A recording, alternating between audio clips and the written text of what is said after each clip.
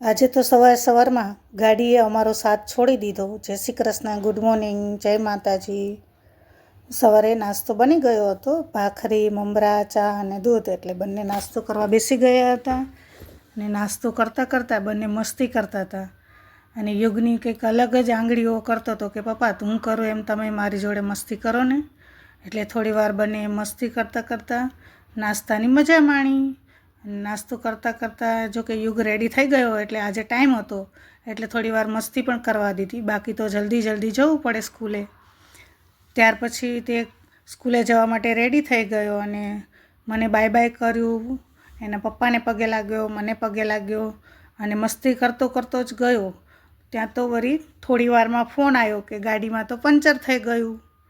એટલે એ બંને ગયા. એની પાછળ હું તરત ગઈ એક્ટિવા આપવા અને એ બંનેને એક્ટિવા આપી અને હું પછી ફરી આવી ચાલતા.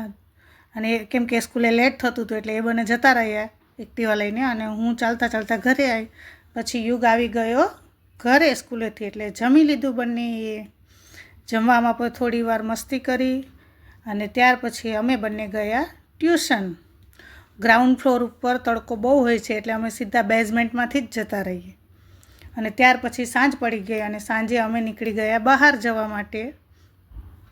યુગને પીઝા ખાવા હતા. જો કે ગયા ઉનાળાનો ક્યારનો કહેતો હતો કે મમ્મી મારે પીઝા ખાવા છે, આવતા ઉનાળે તમે મને પીઝા ખવડાવશો ને.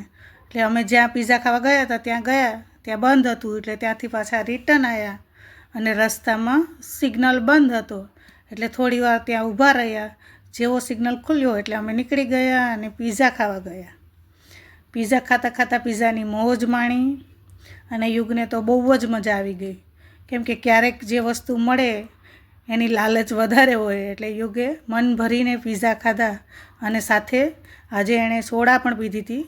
કેમ કે એને સોડા પણ બહુ ઓછી મળે છે એટલે એ પણ પી જ લીધી આજે અને પીઝા પણ ખાઈ લીધા. ત્યાર પછી અમે આવ્યા ઘરે આવી અને યુગે થોડી વાર અમને રમાડ્યા કે મમ્મી આવી રીતે ફિંગર કરો ને આવી રીતે કાઉન્ટ કરો ને.